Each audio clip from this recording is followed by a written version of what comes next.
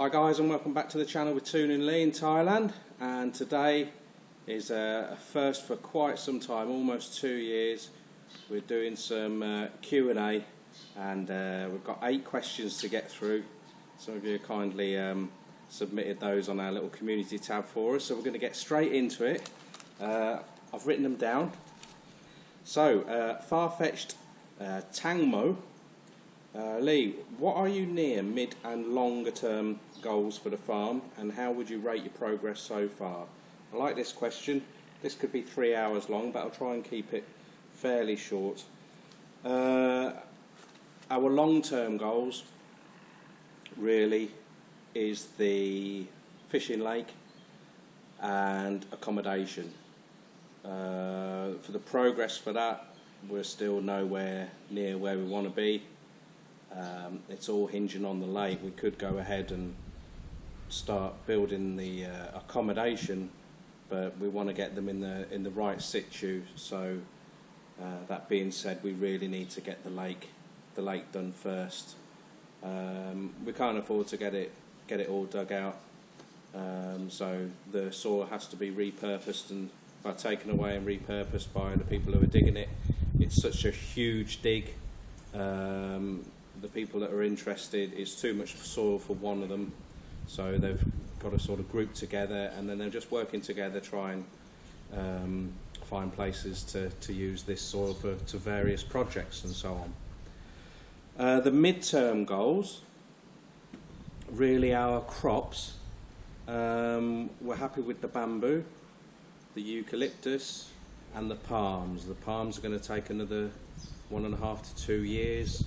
The bamboo about another year to the size that we want to start cropping, and the eucalyptus, well, the first you leave them about a year and a half the first time round, and then you can start cropping them more frequent. So quite happy with that. You know what you're getting with those sorts of things. Cassava is going to be ready a little bit sooner. Quicker turnaround stuff than that is the livestock. Livestock profit margins are slim at best, and that's been a bit of an eye-opener.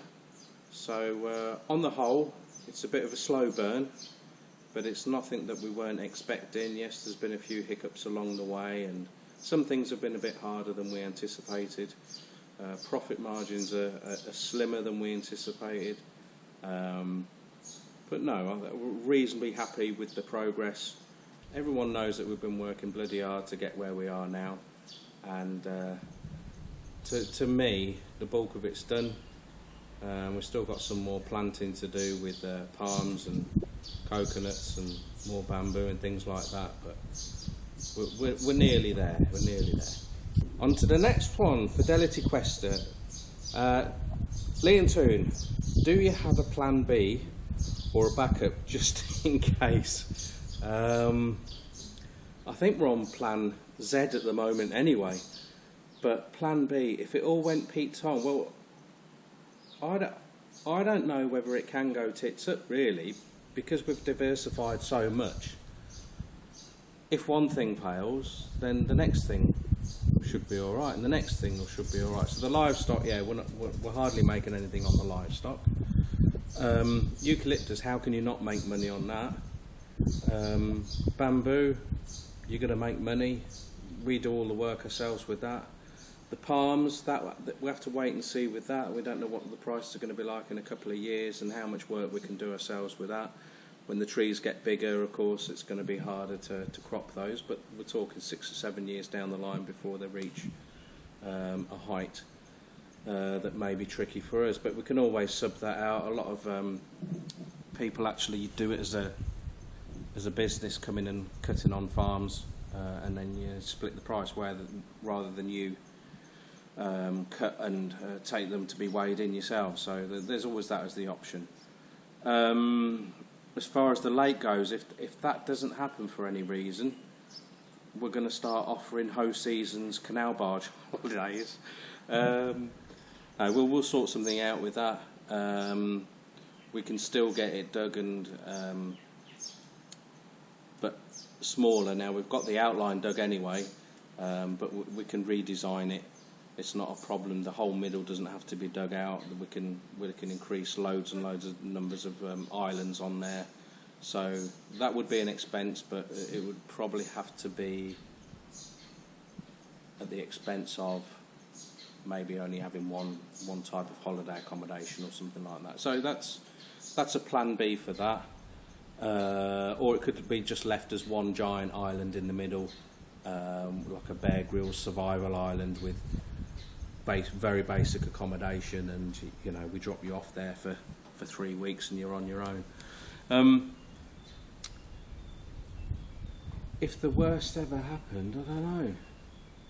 I just can't see how the worst can happen. I call it rose-tinted glasses, but I don't know. We have a small, modest income from the village house, renting that out, 1,800 baht a month. We get a tiny bit from AdSense off YouTube. We get a little bit off Patreon now. We've got a property in the UK that we rent out. That has been a nightmare since I've been here. We got stung with a massive outlay for that last year, which was unforeseen. So, bearing that in mind, if we hadn't had the massive expense in the UK and we'd been able to sell our village house, which we're still trying to do, we'd be flying now. We'd have probably paid for the lake to be dug and got all the accommodation done and dusted and open for business now. So we're already on plan B. We're all right. If it came to the point where Toon and I were absolutely on the seat of our pants, so be it. We'll just eat off the land. We've got our animals, our eggs.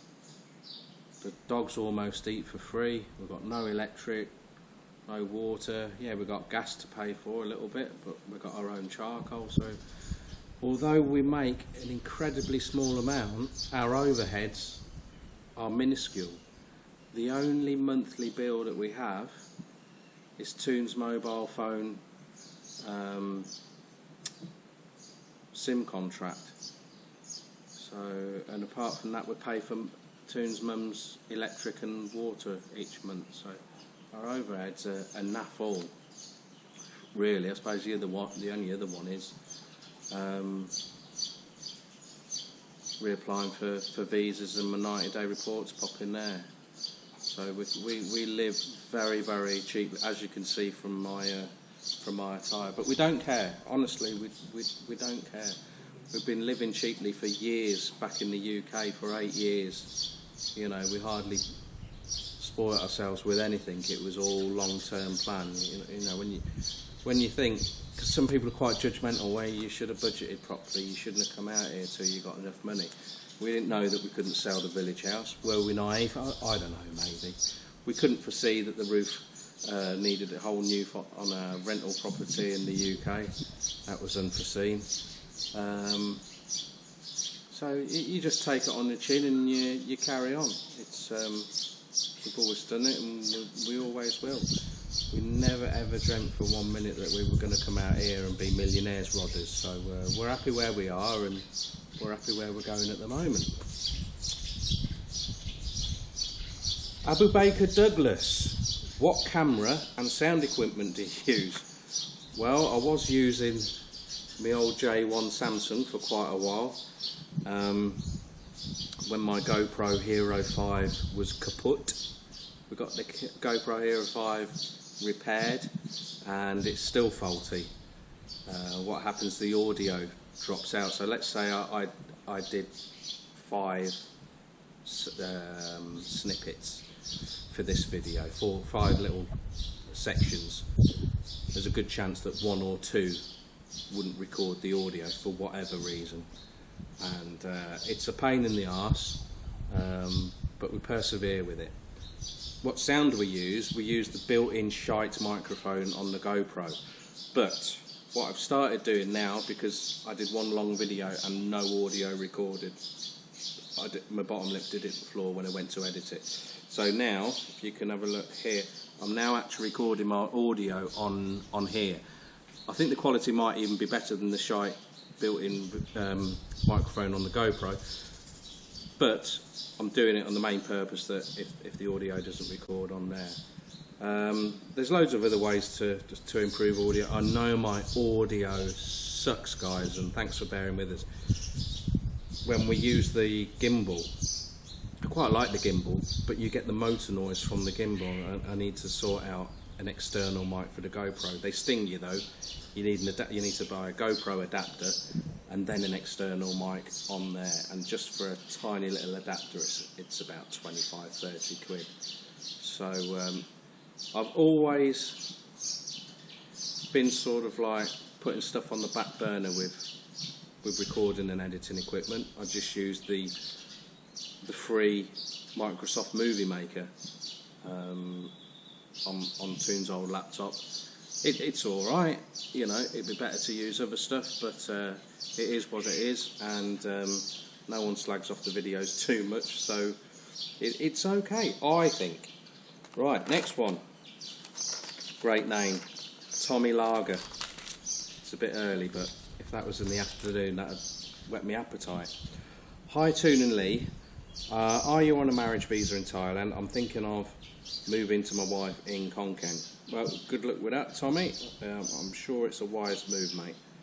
Yes, I'm on a marriage visa, not been on anything else. I really rate it as a visa. The people at the immigration offices are saying, you know, you're going to be 50 in 2 and a bit years, go for your retirement visa. I know it's a lot more expensive, as in, you know, tying up your, you know, another 400,000 tying that up in your bank, because I won't have a big enough income pension-wise or proven income from the UK to get me to the monthly amount that I need. So yeah, later on, if we sell the house and that sort of thing, it might be an option, and apparently it is a lot easier to get a retirement visa than it is a marriage visa. There's less hassle involved, but really once you've done your marriage visa once and then renewed it, it's piece of piss. I don't know why people moan so much about it. Well, maybe people aren't as fortunate as me and a few other viewers to the channel that live around Campang Pet and have to report there. They're a great bunch of guys in there, and the woman that normally deals with us, she's a brilliant help. So it's quite a pleasurable experience going to our immigration office. I just wish more people were as lucky as we were. So yes, I can't see a problem with your marriage visa once you get your head around what you need, and it's the same every single year, but they seem to push it through a lot easier. Derek McCauley, what's love got to do with it? Oh, like that. Seriously, I've wondered, if not absolutely knackered, what is there for you to do of an evening in terms of going out for a drink or a meal? Well, Derek, not a great deal. Even if you want to go out for a few beers and something to eat, we've got 1, 2, 3, 4 places to go and eat within about 20–25 minutes on our Ben-Hur chariot, and you can get a bottle of beer there. There's no bars whatsoever. There used to be a little karaoke, but that shut, I think, about 6 months ago. We never went there anyway, although Toon is crazy about karaoke. As a side note, she got offered a recording contract when she was quite young, and she thought it was a wind-up and said no. Her mate went, got a contract, and she did quite well, and Toon's a better singer than her, and I'm not being I'm not being biased, but I've seen a couple of songs or heard a couple of songs that a mate sang, and yeah, she knocked spots off her. Perhaps shouldn't say that, but she missed the boat, bless her. She could have been famous. She could have been minted, and I could be sitting here dripping in gold, but never mind. So yeah, we've got a Moogatat, which, if you don't know, is just a hot pot place. We've got a place on the edge of town, which is mainly sort of like fish and that sort of thing. That's not too bad. Another place which is near the hospital. That's quite expensive though, but it is a nice place. But probably our favourite place is a little well, she calls it a steak restaurant. She just reopened at a different location, and she's a teacher during the day, and then in the evening she opens a little steak shop, and she sells all types of steak. And when I say steak, sometimes it's a bit of beef, but normally it's a pork steak, salmon steak, chicken breast, that sort of stuff, and you get a nice fresh salad and a few French fries there. So that's quite good, and we have a couple of cold beers with that. For most people, it's too remote, it's too quiet. Probably like my audio, I keep putting my phone away here. But for us, it's more than adequate for us. Sometimes we might go out, where we did the inner tube videos on the river. That's quite nice for a day out, and we're going to try our best to go to a local waterfall that's like a national park, not too for about half an hour away. So they're good options where you can have a relaxing day and having a couple of beers during the day. Right then, leading on from that, Mick Stokes. My question, Leigh, how many Changs do you drink every day? The Toon doesn't drink any. She didn't like Chang. She's a Leo bird. But either so, I don't know. Some days 0, some days 1, 2. If we've got like a friend over or something like that, or we've been out early and we've come back and carried on, 3 is the absolute maximum. Simply because you just can't, well, I personally can't work the next day. On 3 or more beers, I'm struggling. 3 beers, I'm struggling. 4 beers, I'm not working the next day. And it's bloody dangerous because it's so hot. You sweat way too much anyway. But if you've had too many sherbets the night before, you're just out of the game and you become lazy. You think we're normally up at 5:30, start feeding the animals.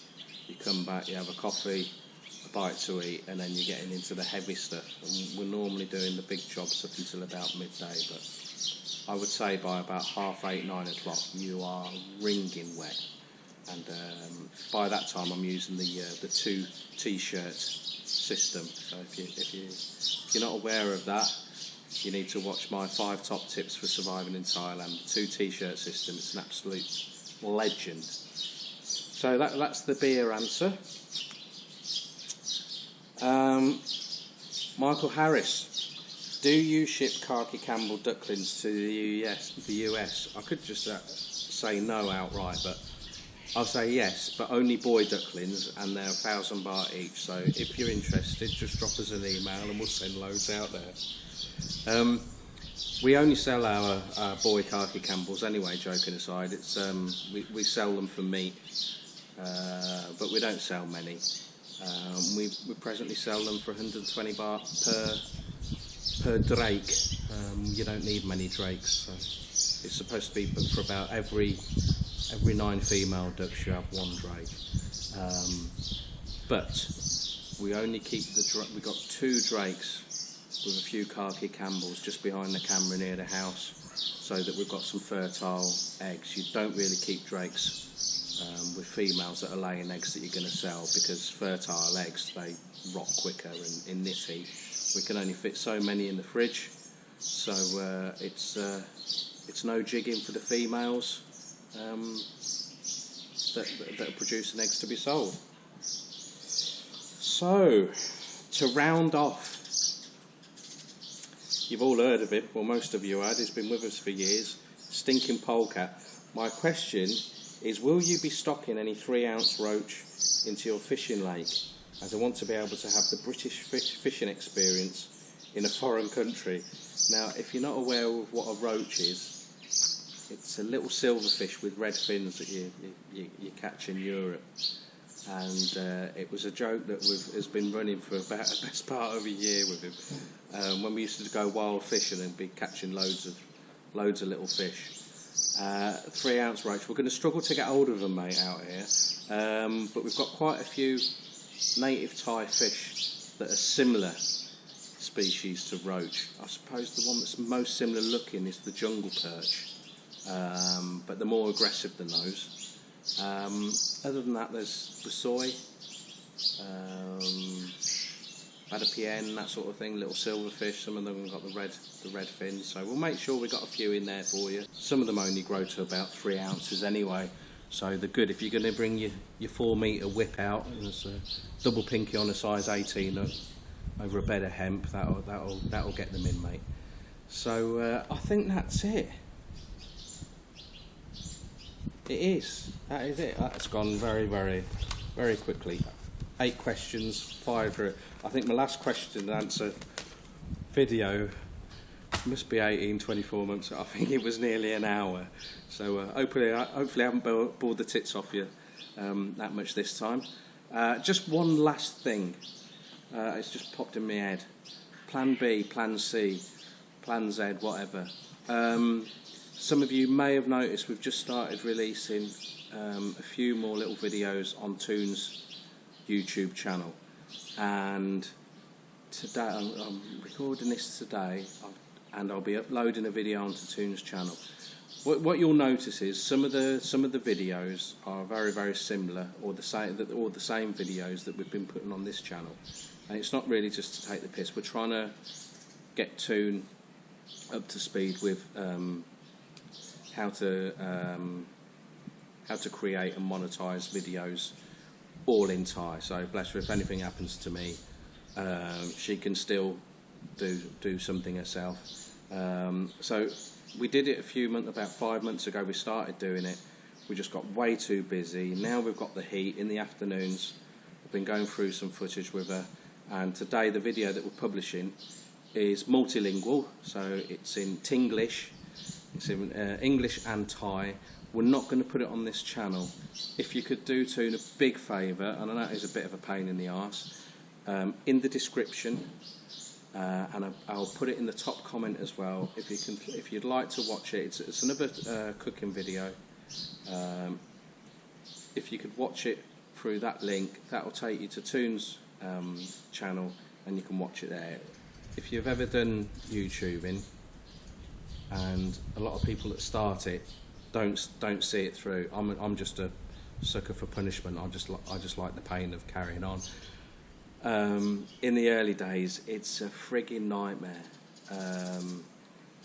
because your channel's not monetized, and YouTube doesn't really promote your videos until they can run ads on there. So to get your videos out there, it's quite hard work.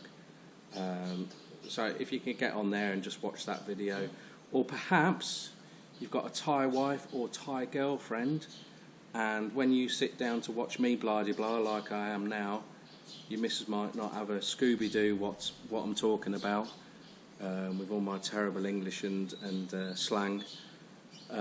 There's something in Thai for her. Some of them are just like got musical backgrounds anyway, but we have started recording them, or Toon started recording them in Thai, so that's enough, I think. A quick shout out to Eddie Bright. He's very good. He's been helping us share some videos out there as well. Good old boy Eddie. He's got a fairly new YouTube channel. I'll put a link to his description below. He also did a guest blog for us on our website, which went down really well, and I linked some of his a video to that. So check Eddie out.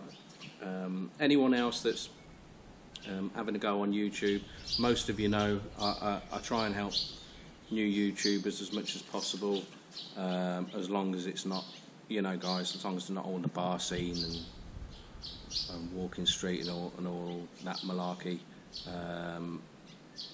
There's enough of those out there anyway, so if it doesn't have to be with Thailand. We had another nice guy, TANGMO on here. He's sent us a little bit of music as well, so I'm going to be using one of his tracks. Hopefully Neil won't disown me and send me to Coventry. So little things like that, you know, if you want to push something out there, the email's on our description as well. Just drop us a line, and if we can make something happen for you, then it's all good, isn't it? I know with our Rural Life Thailand group as well, there's some guys opening little bed and breakfast places there, and little fishing lakes and so on and so forth, and the offer's always there as well. If you want something a little bit of a push, or you'd like a mention on our website or something like that, or do a little guest blog on there, more than happy to publish on there and put a link for you as well. So I think at present we've got about 12 or 13 blogs on the website, so if you want to have a butcher's on there, you're more than welcome. And that's it. Thank you very much for watching. No Michelle Bonbon today. She is a real potty mouth. But if you didn't watch the last video to the end, you won't know what the hell I'm on about. Our videos, there's normally something a little bit witty or risque right at the end, guys. So if you like a dirty bird, then just go back and just play the last 30 seconds or 60 seconds of Macaque Campbell video, and I'm sure you won't be disappointed. Thanks very much. Cheers for watching. Ta-da for now. I love you.